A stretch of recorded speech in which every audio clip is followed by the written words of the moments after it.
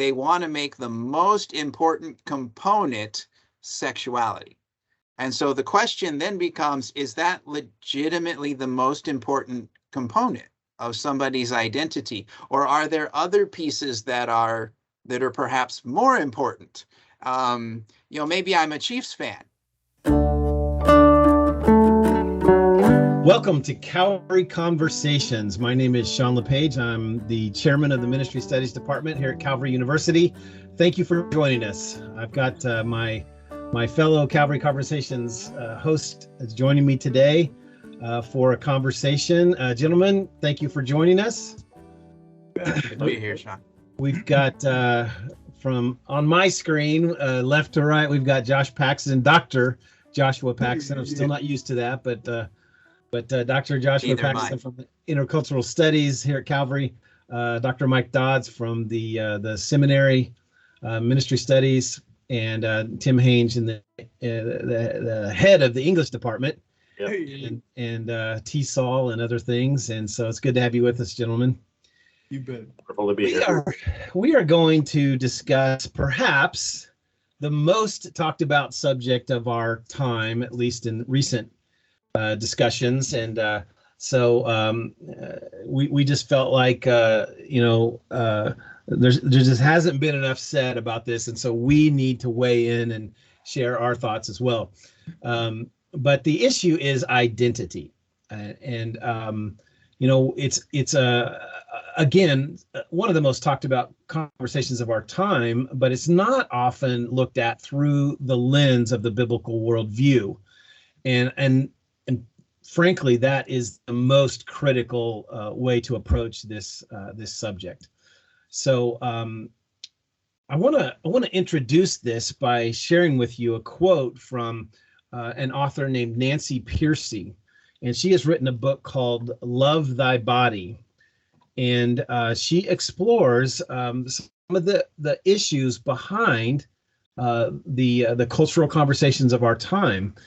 And so she says this: the key to understanding all the controversial issues of our day is that the concept of the human being has likewise been fragmented into an upper and lower story.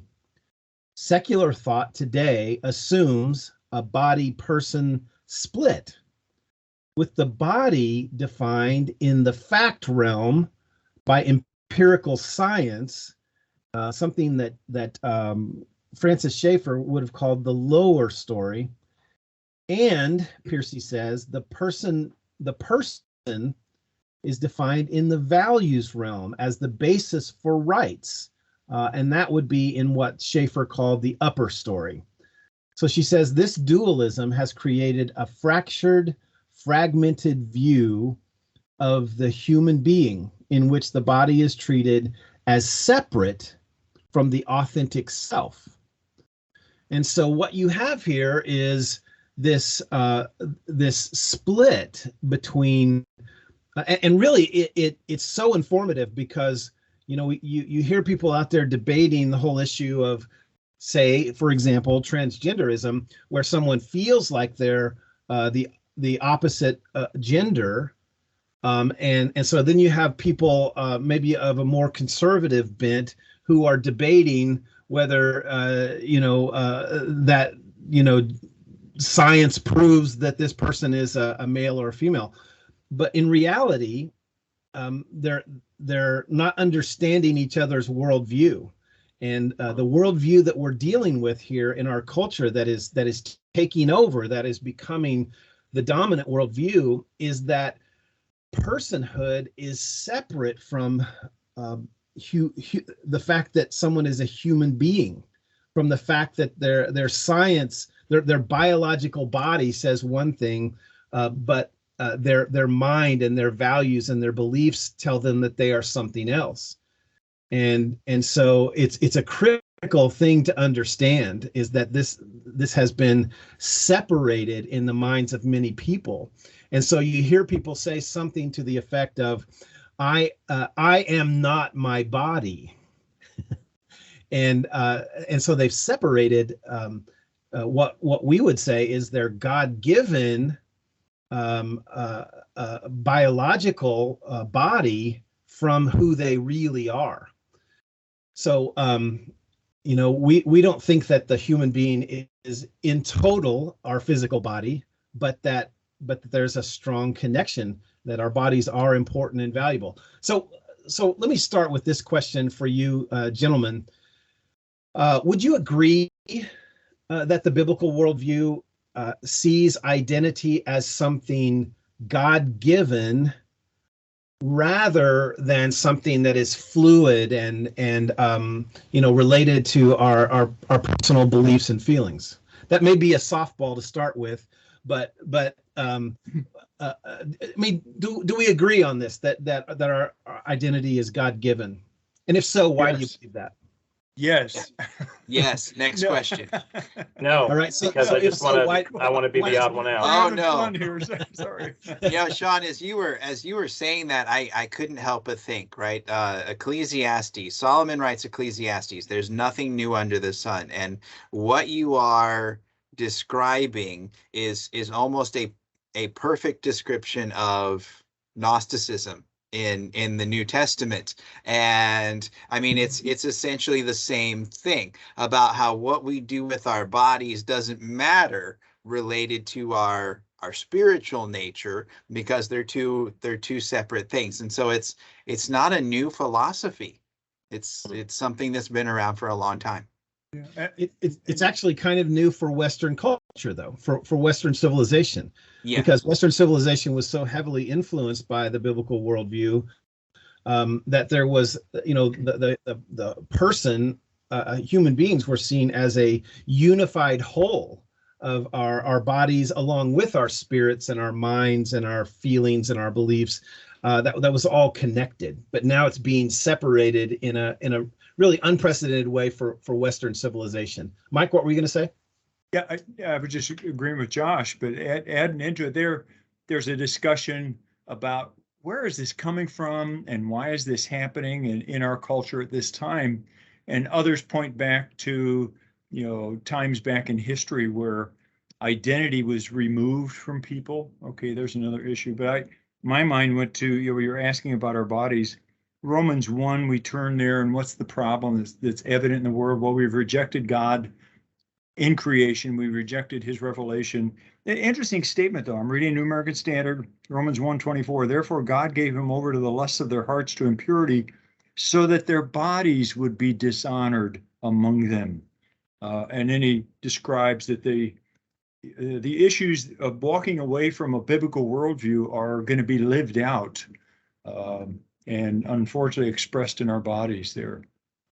Good. So that really brings me to my next question, unless Tim had something else to add there. One of the deep concerns I have, and this is a larger issue, but it's connected, is that I recently had a conversation about this with a person who who is an atheist and ascribes purely to a naturalist worldview, but the issue when you talk about the upper and lower story, this is one of the issues one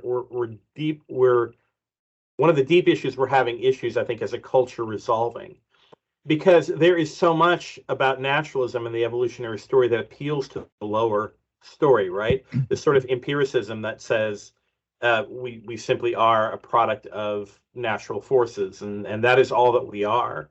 And if you push people to the wall, you'll even hear that things like thoughts, emotions, etc. These are all chemically driven responses, right? It's like this hyper behaviorist sort of view. But yet these same people, and indeed this individual that I was speaking with, who is by no means a slouch intellectually, appeals to higher thoughts such as morality, to define what is good and what is bad and who they are. And it's bizarre to me because there is no moral. I still do not believe, I know the Sam Harris line, you just because you don't believe in God doesn't mean you can't be a good and moral person. And I don't see how that is if something is socially or morally defined. In the same way, identity has that same issue. Unless there is something metaphysical that roots you identity is ultimately a metaphysical thing. And unless there is some metaphysical mooring or reality that we can root to, I just don't see how it's possible to even have a conversation about identity. So our culture is very fractured in how it views this. And logically, I would say. Very much so, and very inconsistent across different groups. And the ideas are very much changing. For example, not very long ago, we were told that homosexuals were born that way, right? We are no longer hearing that.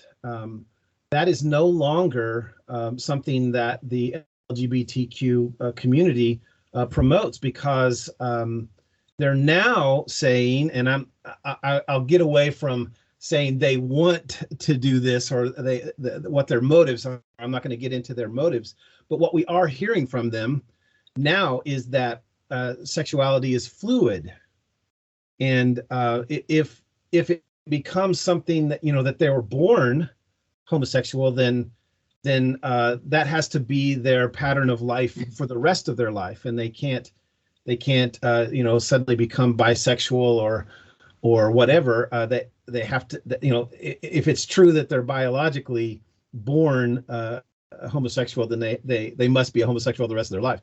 But actually, whether it's because they prefer this, or whether they're just looking at the data shows that homosexuals are often very fluid, and often, and not just homosexuals, but many people are the data is showing that their sexuality is fluid, and they're at times bisexual, at times homosexual, at times heterosexual, and it's very fluid. And so we hear the word fluid more now than born that way. And so you're right that the ideas are very unanchored. Really, they're unanchored, right. and they're changing rapidly on us. But it's also very connected to what Piercy has identified for us here, and what Francis Schaeffer was saying 30, 40 years ago, is that what's happened is there's been a disconnect between the biological realm and the beliefs and values realm. And so you can see this happening in many ways. Sean, go ahead. I think what you're saying, okay, speaks. So it speaks first to your first question. So yes, identity is definitely rooted in the biblical worldview, even in reference to what you were saying right there. Is Paul in 1 Corinthians 6, he uses the concept of our identity and being rooted in Christ as a defense for this is why we shouldn't engage in sexual immorality, regardless of what that sexual immorality may be, right? Many different forms that it could take, but it's our identity in Christ, being members of Christ's body, which makes it important that we don't engage in that behavior. And it's important because, just as you were illustrating there, you need an objective standard. As Tim was saying too, you need something that is objective, because as soon as you remove the objective standard, any kind of objective basis for where we find our sense of identity and our sense of self, then it opens up a whole realm of subjectivity that you were talking about, of be whoever you want to be, because there is no grounding anymore for who we are as people. It's just whatever you want to invent. Yeah. But to be fair, identity, I once heard Tim Keller describe it as a stack of cards, and I really like that the top card of the stack needs to be the identity in Christ for a believer. I'm a child of God, a human being created in God's image. That's first and foremost what I am. But then there are a lot of other identities, and some of those identities are more stable. But if I'm going to be honest, and I'm not talking about sexuality here per se, but I'm talking about there are other chosen identities that we have, right? I mean, as a professor, right, there are a lot of other things that play into that identity stack. And one of the key issues, I think, for a believer is keeping that stack in order and knowing what is meant to be fluid and what is meant to be stable. Because ultimately, even the fluid identities that we choose in terms of profession, in terms of family relationships, in terms of, being a father, these are choices we make in life, right, that affect our identity. I can't be a father if I choose not to get married and not to have children, right? So, but there are certain stable, there's a stable core of identity that comes through the identity of Christ. So I only bring that out just to say that it is complex, but and I think there is a range of malleable or changeable versus immutable at the core. So let me ask, in as a follow-up to that, Tim, and Mike and Josh, what is the connection between our physical bodies, our biology, and our identity? How do you see that connection, or are they disconnected? And so are we basically saying the same thing, that our true identity is separate from our biology, but it's a matter of what we believe, and what we believe about who Christ is and who we are in Christ? Makes sense? The question.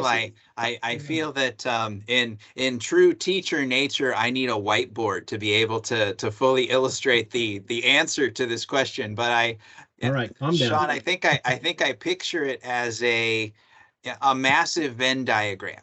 Right. And so you've got all these overlapping and concentric circles, and they interact with one another. And a component of that is going to be, so a component of that would be your sex. A component of that is going to be your gender.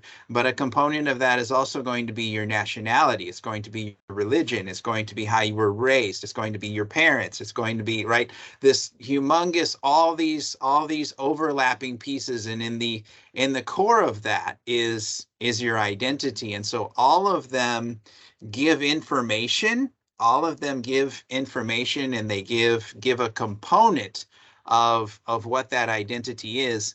But then there needs to be like a foundational decision of which one of these components is the most important component to who you really are. So we've had this conversation. We've started this conversation kind of in the realm of sexuality, and so that's an aspect of what our culture is trying to do. Is they want to make the most important component sexuality, and so the question then becomes: is that legitimately the most important component of somebody's identity, or are there other pieces that are perhaps more important? Maybe I'm a Chiefs fan, and so just to take it out of the controversial area for a little bit, like if being a Chiefs fan is the core piece of my identity, then I've still got a problem, because my emotions are going to go up and down and be everywhere depending on whether they're winning or losing games. And so all of it feeds into that. But then where's the core? What's the core that tells you who you really are? Yeah. So, go ahead, Mike.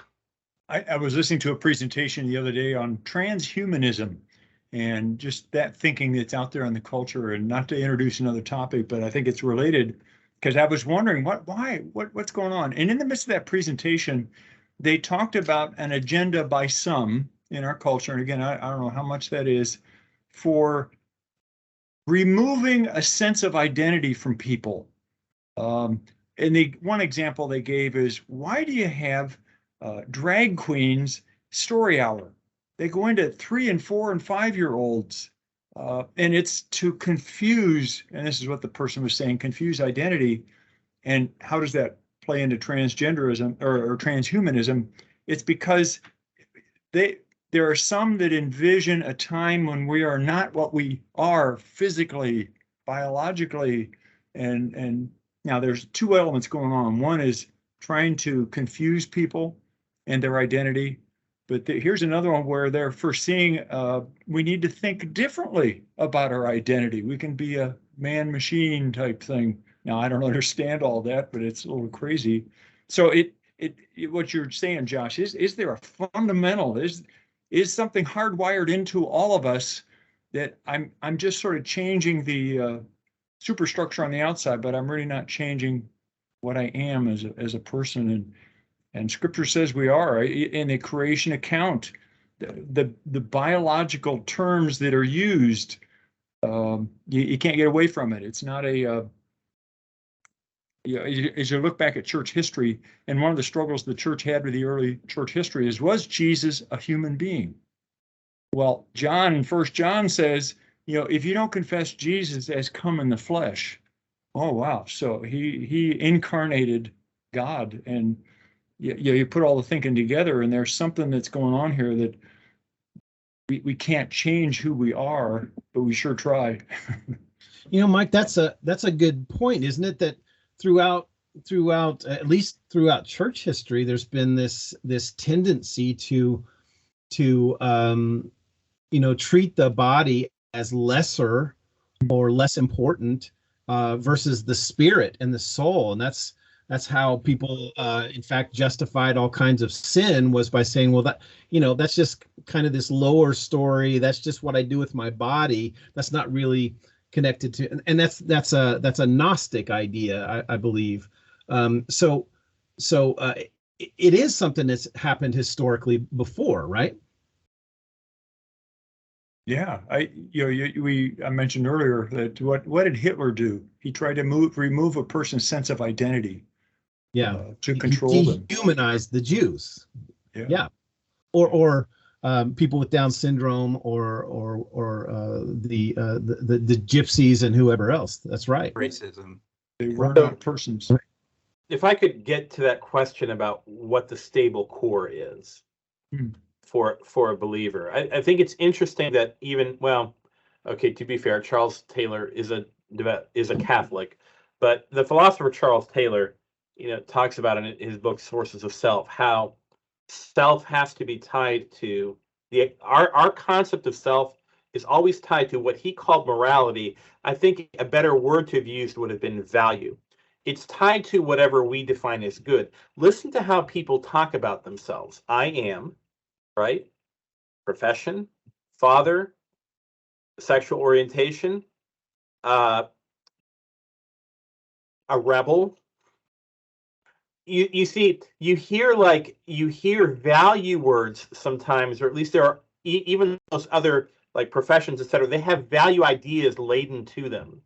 Ultimately, we cannot get away, and I like what Charles Taylor said about the fact that anything that we define about ourselves is ultimately connected to what our ideas about what is valuable is, right? Even a criminal might take pleasure in his ability to get away with things, right? He sees himself as a rebel. That is the good value that he connects in his mind, that he connects his identity to. So one, I don't think it's possible to define our identity apart from that. The other thing too is, and I think this is something that we should embrace as believers, mysticism. I know that can be a little bit odd, right? But there is something if you look at Psalm 139, you created my inmost being, you knit me together in my mother's womb. I praise you because I'm fearfully and wonderfully made. Your works are wonderful.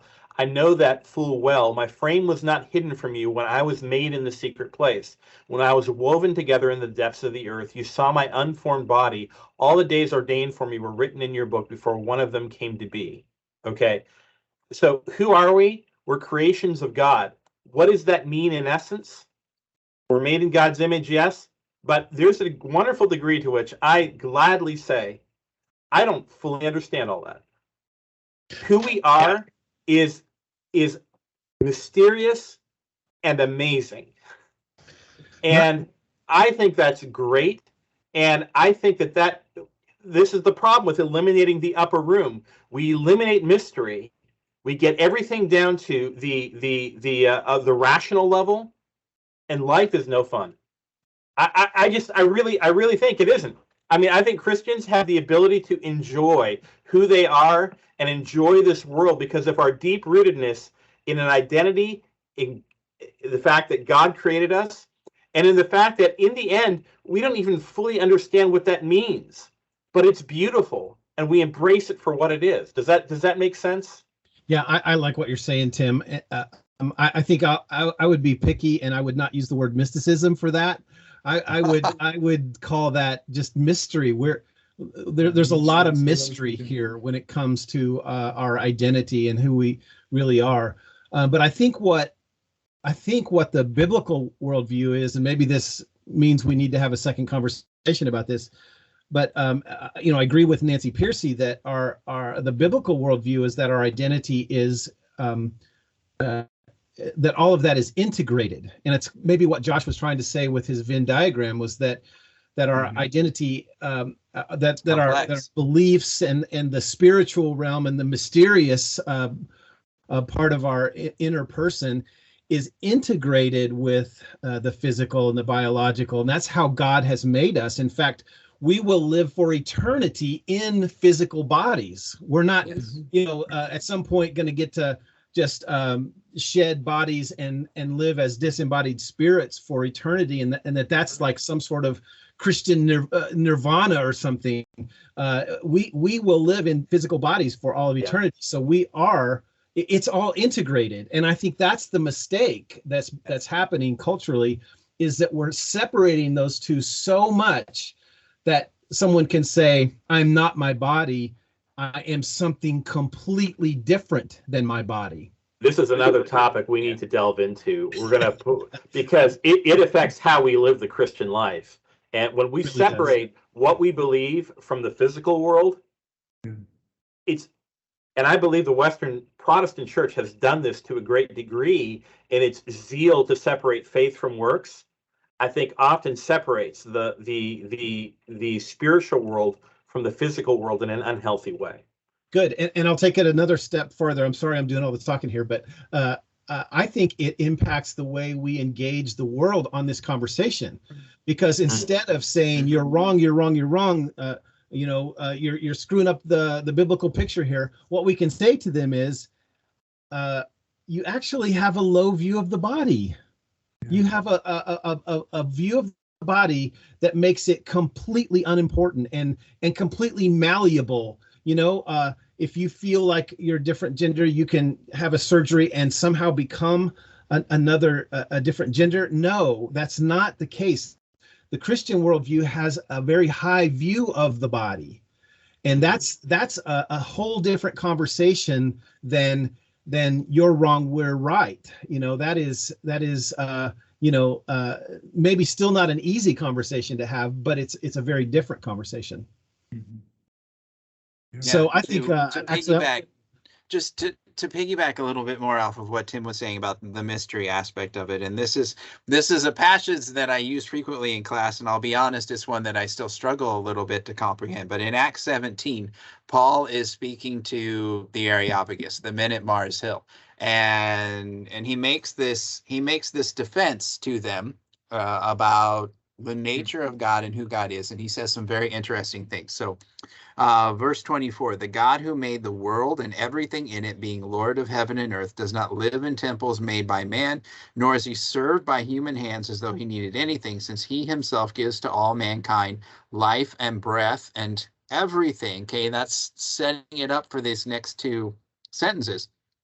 And he made from one man every nation of mankind to live on all the face of the earth, having determined allotted periods and the boundaries of their dwelling place, that they would seek God and perhaps feel their way toward him and find him, yet he is actually not far from each one of us. And the illustration, all right, were you born male? Were you born female? Were you born, where were you born? Who were your parents? Your culture, that identity is a key component of how God has established you, your life, your personhood, for the specific purpose that you can enter into a relationship with him.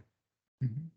Where you were born, your ethnicity, your culture, the color of your skin, who your parents were. That just opens up this humongous picture of how the reality of the biblical worldview, right, and how important your God's design, if you will, is playing into your identity for the express purpose that you would have a relationship with him and be reunited, reconciled to him. That's a great way to end. We're going to have to end this conversation. We're over time. But this conversation, this subject, we need to explore it some more, and we'll do that in another conversation very soon. But gentlemen, I really appreciate your wisdom on this, and I think it's exciting because the whole cultural conversation on this subject has really highlighted, I think, the beauty and the depth and just the wisdom of our God-given identity, and it gives us an opportunity to help people really embrace that. So we'll come back to that, and we'll explore the specifics, I think, of how the scriptures really teach that God has given us. We have a God-given identity, and that is very liberating. And so I think that's another conversation for another time, but I think it's an exciting one to have. So thank you, gentlemen, for your wisdom today, and listeners, thank you so much for your time. And as always, we encourage you to participate in the conversation. You can find us on Facebook. We have a new Facebook group that we're trying to get started. We also have a Calvary Conversations page on the Calvary University website. And you can participate in the conversation through that web page and through the Calvary University website, and we just encourage you to do that. And we hope that our conversation has encouraged you to start your own conversations with the people that you love and that are in your life, and just have those conversations from the biblical worldview and just see how God uses it. So thank you for joining us. Grace and peace. Thank you for joining us for this edition of Calvary Conversations, a service of Calvary University in Kansas City, Missouri. We invite you to participate in the conversation by contacting us through the Calvary University website, calvary.edu, or by calling us at 816-322-0110. Join us again next week for another Calvary Conversation.